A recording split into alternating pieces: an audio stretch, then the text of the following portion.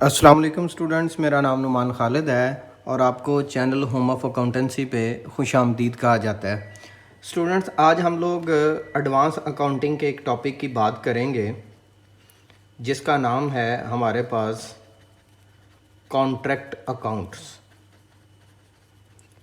ये बुक का जो चैप्टर है इसका नाम है जी चैप्टर नंबर 9। ये बुक एमकॉम के गुजरात यूनिवर्सिटी के सिलेबस में भी शामिल है। इसमें से एक लॉन्ग क्वेश्चन जो है वो आ जाता है एमकॉम एडवांस अकाउंटिंग स्पेशलाइजेशन के लिए। तो ये बीकॉम और मास्टर क्लास दोनों के लिए एक इम्पॉर्टेंट टॉपिक है। चलिए हम डिस्कशन का आगाज़ करते हैं। इससे पहले कि जो व्यूअर्स चैनल पे नए हैं उनसे गुजारिश है कि आप चैनल को सब्सक्राइब कर दें, नोटिफिकेशन का साइन प्रेस कर दें ताकि आपको आने वाले हर नए लेक्चर की बर वक्त इतला मौसूल होती रहे। स्टूडेंट्स, बात करते हैं हम कॉन्ट्रैक्ट से कि हम कॉन्ट्रैक्ट किसको कहते हैं। लॉ के वर्ड से हट के अगर कोई भी पर्सन किसी भी प्रॉमिस को, किए गए प्रॉमिस को किसी कंसिडरेशन के इवज़ परफॉर्म करे और वो कहे कि भाई ये वाला काम मैं किसी इस कंसिडरेशन के इवज़ परफॉर्म कर देता हूँ, तो उस पर्टिकुलर टास्क को हम लोग कॉन्ट्रैक्ट का नाम दे देते हैं। फॉर एग्ज़ाम्पल, मिस्टर ए ने, जो कि एक कंस्ट्रक्शन का काम करता था, मिस्टर बी के लिए एक हाउस बनाना चाहा, मकान बनाना चाहा, प्लॉट कंस्ट्रक्ट करना चाहा। ये जो हाउस है, हाउस का कंप्लीट करना एक कॉन्ट्रैक्ट है। मिस्टर ए जो हु विल परफॉर्म टास्क, ये काम पूरा करेगा, इसको हम लोग नाम देते हैं कॉन्ट्रैक्टर। और mister B to homework is to perform, जिसके लिए काम किया जाएगा उसको हम लोग नाम देते हैं कॉन्ट्रैक्टी। कॉन्ट्रैक्टर वो जो काम करेगा, कॉन्ट्रैक्टी वो जिसके लिए काम किया जाएगा, और जो काम किया जाएगा हम उसको नाम देंगे कॉन्ट्रैक्ट का। रिस्पेक्टेड स्टूडेंट, ये जो मिस्टर ए है, इसके एक से ज़्यादा टास्क होते हैं, इसने एक से ज़्यादा लोगों के लिए काम परफॉर्म करना होते हैं। तो इसने हर उस काम में से चेक करने के लिए कि क्या मुझे इसमें से प्रॉफिट हुआ या लॉस हुआ, फाइंड आउट करने के लिए कॉन्ट्रैक्ट अकाउंट प्रिपेयर करना होता है। ये कॉन्ट्रैक्ट अकाउंट एक नॉमिनल अकाउंट है। इसका ऑब्जेक्टिव कंप्लीट हो गया, प्रॉफिट एंड लॉस डिसाइड हो गया, तो इस अकाउंट को ख़त्म कर दिया जाता है। सेकंड, ये जो कॉन्ट्रैक्टर है मिस्टर ए, ये इस कॉन्ट्रैक्ट अकाउंट के अलावा भी कुछ अकाउंटिंग परफॉर्म करता है, जिसमें से एक अकाउंट आता है कॉन्ट्रैक्टी का, एक अकाउंट आता है वर्क इन प्रोसेस का, और एक तरीकाकार आता है, उसको हम लोग नाम देते हैं बैलेंस शीट का। तो कॉन्ट्रैक्टर ने, मिस्टर ए ने अपनी बुक में contract account, contractee account, work in process account और बैलेंस शीट को जो है वो प्रिपेयर करना है। तो हमारा मेन ऑब्जेक्टिव भी ये है कि हम इसमें से किस तरह इन चीज़ों को कंप्लीट करते हैं वो सीखा जाए। रिस्पेक्टेड स्टूडेंट्स, इसमें एक टॉपिक को डिस्कस किया जाता है जब हम लोग कॉन्ट्रैक्ट अकाउंट प्रिपेयर करते हैं, वर्क सर्टिफाइड और वर्क अनसर्टिफाइड। इसको भी हम लोग थोड़ा सा डिस्कस ज़रूर करेंगे, लेकिन उससे पहले हम लोग ज़रा डिस्कस कर लें कि हमारे पास कॉन्ट्रैक्ट अकाउंट का फॉर्मेट क्या होता है। जो कॉन्ट्रैक्ट अकाउंट है, हमें उसका फॉर्मेट प्रिपेयर करना है। रिस्पेक्टेड स्टूडेंट, ये जो कॉन्ट्रैक्ट अकाउंट है, ये टॉपिक ब्रांच अकाउंट और कंसाइनमेंट अकाउंट की तरह का टास्क है। आप ऐसे समझ लें कि उनका कज़न चैप्टर है, मीन्स के वेरी मच सिमिलर। अच्छा रिस्पेक्टेड स्टूडेंट, ये मैंने जो 2 कॉलम प्रिपेयर किए हैं ये मेरे पास अमाउंट के कॉलम हैं। मीन्स कि ये हमारे पास कॉन्ट्रैक्ट अकाउंट हो गया, ये डेबिट, ये क्रेडिट, यहाँ पे पर्टिकुलर, यहाँ पे अमाउंट, पर्टिकुलर और यहाँ पे अमाउंट।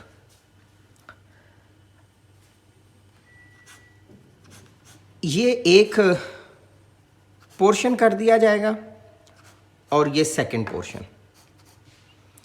कॉन्ट्रैक्ट अकाउंट की डेबिट साइड पे जितने भी आपके एक्सपेंसेस होंगे, for example material purchase, for example wages, for example labour on site, for example कोई डायरेक्ट एक्सपेंस, और इवन के opening balance of asset, opening balance of assets.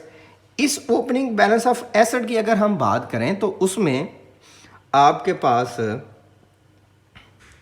Plant हो सकता है, मशीनरी हो सकती है, वगैरह वगैरह। इसकी जब राइट साइड की बात करें तो 2 चीज़ें, एक को हम नाम देंगे, बल्कि आप इसको नाम दे दें वर्क इन प्रोसेस अकाउंट। तो वर्क इन प्रोसेस अकाउंट में 2 चीज़ें आएंगी, एक को आप नाम देंगे वर्क सर्टिफाइड और एक को आप नाम देंगे वर्क अनसर्टिफाइड। एक वर्क सर्टिफाइड और एक वर्क अनसर्टिफाइड। ये सर्टिफाइड और अनसर्टिफाइड किसको कहते हैं, अभी फिलवक्त सिर्फ इसको उर्दू मतलब की तरफ समझ लेते हैं, फिर मैं आपको इसके बारे में डिटेल भी बताता हूँ। वर्क सर्टिफाइड वो होता है जो कॉन्ट्रैक्टर ने काम परफॉर्म किया हो और कॉन्ट्रैक्टी ने भी कबूल किया हो कि हाँ यार ये काम हो गया। वर्क अनसर्टिफाइड वो वाला काम होता है कि जो ठेकेदार साहब ने मुकम्मल किया हो, लेकिन जो कॉन्ट्रैक्टी है जिसके लिए कंस्ट्रक्शन की जा रही है, जिसके लिए काम किया जा रहा है, वो उसको मानने के लिए अभी रजामंद ना हो। तो कबूल किया हुआ काम वर्क सर्टिफाइड और जो कबूल ना किया गया हो काम वो वर्क अनसर्टिफाइड होता है। यहाँ पे बच्चों आपके पास क्रेडिट साइड पे जिस तरह ब्रांच अकाउंट में एंडिंग स्टॉक आता था, जिस तरह कंसाइनमेंट में आपके पास एंडिंग स्टॉक आता था, क्रेडिट साइड पे सेम उसी तरह आ जाएगा। स्टॉक में आपके पास मटेरियल का स्टॉक आ सकता है, स्टॉक में आपके पास प्लांट का एंडिंग बैलेंस आ सकता है, स्टॉक में आपके पास कोई और एसेट जो है उसका एंडिंग बैलेंस आपके पास आ सकता है। यूजुअली तौर पर क्रेडिट साइड एक्सीडिंग होगी, फॉर एग्जांपल ये 6 लाख से आती है, ये साइड भी 6 लाख से आती है। एक्सपेंस वाली साइड अगर कम हो तो यहाँ पे जो बैलेंस आता है इसको आपने नीचे ले जाना, इसको कह देना ये बैलेंस कैरी डाउन है।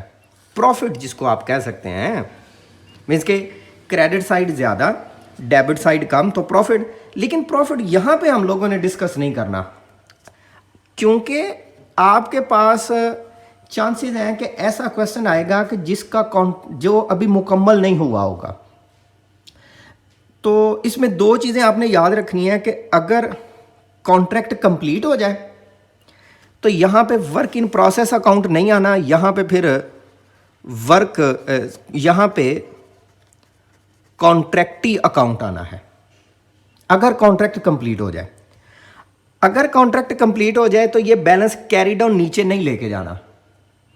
नीचे लेके जाने का वैसे ऑब्जेक्टिव क्या, पहले इसको डिस्कस कर लेते हैं, फिर इसको चीज़ों को क्लियर कर लेते हैं। यहाँ पे हमने जर्नल कॉन्टीजेंसी रिजर्व क्रिएट करना है कि 90,000, क्योंकि अभी कॉन्ट्रैक्ट पूरा नहीं हुआ तो सारे का सारा हम लोग डिस्ट्रीब्यूट नहीं कर सकते। तो यहाँ पे आपने लिख देना है प्रॉफिट एंड लॉस अकाउंट, लेकिन इसमें हमेशा 2/3 पोर्शन जाएगा। जितना भी बैलेंस आएगा उसका 2/3 मल्टीप्लाइड बाय कैश रिसीव, जितने पैसे रिसीव हों, divided by work certified. Cash receive divided by work certified. फिर सपोज के वो कैलकुलेट करने से आपके पास अमाउंट आ जाती है 50,000, तो 90,000 आप यहाँ पे रखें, यही 90,000 आप यहाँ पे रखें, 50,000 इसमें से माइनस कर दें, तो जो बैलेंस बाकी बचेगा उसको आपने नाम देना है डेट इज रिजर्व। अच्छा, मैं बात कर रहा था कि वर्क सर्टिफाइड और वर्क अनसर्टिफाइड किसको कहते हैं। रिस्पेक्टेड स्टूडेंट, फॉर एग्जांपल ये एक हाउस है जिसको एक आर्किटेक्चर ने सर्टिफाइड करना होता है, एक कॉन्ट्रैक्टर ने कंप्लीट करना होता है। कॉन्ट्रैक्टर ये कहता है कि मैंने ये कॉन्ट्रैक्ट कंप्लीट कर दिया है और मैंने ये अपनी तरफ से 75% मुकम्मल कर दिया है, ये कॉन्ट्रैक्टर का कहना है। कॉन्ट्रैक्टी क्या कहता है? कॉन्ट्रैक्टी कहता है कि ठीक है, मैं जाके इंस्पेक्ट करता हूँ, क्या तुमने वाकई इतना काम कर दिया है?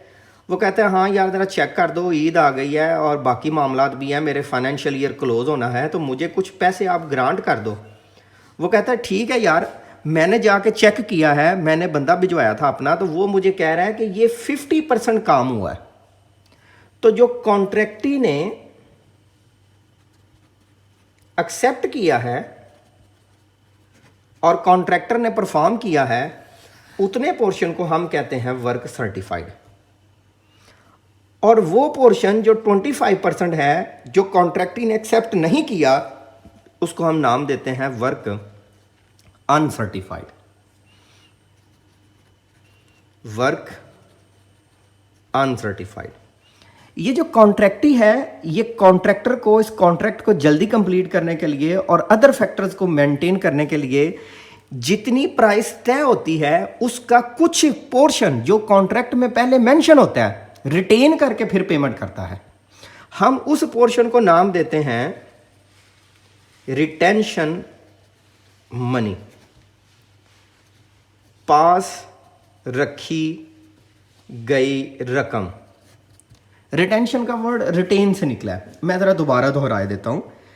कॉन्ट्रैक्टर ने इसको कंप्लीट करना था, उसने अपनी तरफ से किया 75 कंप्लीट। कॉन्ट्रैक्टी से बात की, उसने कहा ठीक है तो यार 50% कंप्लीट है। अब 50% की जो मालियत बनती थी उसका 20% उसने अपने पास रख लिया। ये मैंने अपने पास सपोज फिगर रखी है, वो क्वेश्चन में 10% भी हो सकती है, क्वेश्चन में 15% भी हो सकती है। तो वो फिगर क्वेश्चन में मेंशन करेगा कि जी इतने परसेंट जो है वो रिटेंशन मनी था, इतने परसेंट वर्क रिसीव हो रहा है, कैश रिसीव हो रहा है। तो वर्क सर्टिफाइड वो जो कबूल हो चुका हो और वर्क अनसर्टिफाइड वो जो कबूल ना किया गया हो। अच्छा जी, बात हो रही थी कि कौन कौन से अकाउंट बनाए जाएंगे। एक कॉन्ट्रैक्ट अकाउंट, एक कॉन्ट्रैक्टी अकाउंट, एक वर्क इन प्रोसेस और एक बैलेंस शीट। अब बात करते हैं कॉन्ट्रैक्टी अकाउंट कि कॉन्ट्रैक्टी का अकाउंट कैसा होगा। बच्चों ये भी एक लेजर टाइप अकाउंट होता है जो कॉन्ट्रैक्टी का अकाउंट होता है। तो इसका फॉर्मेट कैसा होगा वो मैं यहाँ पे बनाए देता हूँ।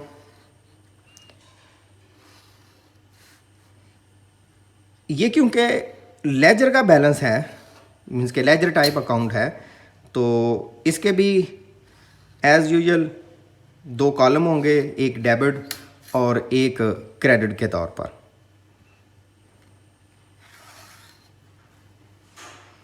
मीन्स कि ये एक लेजर बन गया और ये स्टूडेंट दूसरा लेजर बन गया। इसको मैं नाम दे देता हूँ अपने पास जी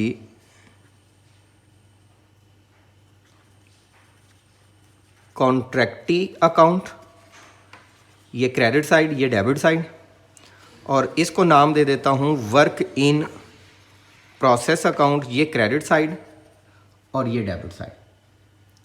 यहाँ पे मैं नाम दे देता हूँ particular, then amount, particular, then amount, same particular और अमाउंट, यहाँ पे पर्टिकुलर अमाउंट। अच्छा ये मैं यहाँ पे एक बात बताना भूल गया हूँ कि अगर कॉन्ट्रैक्ट में लॉस हो या कॉन्ट्रैक्ट मुकम्मल हो जाए तो ये वाला पोर्शन नहीं होगा। 2 वजूहात से। कौन कौन सी भला?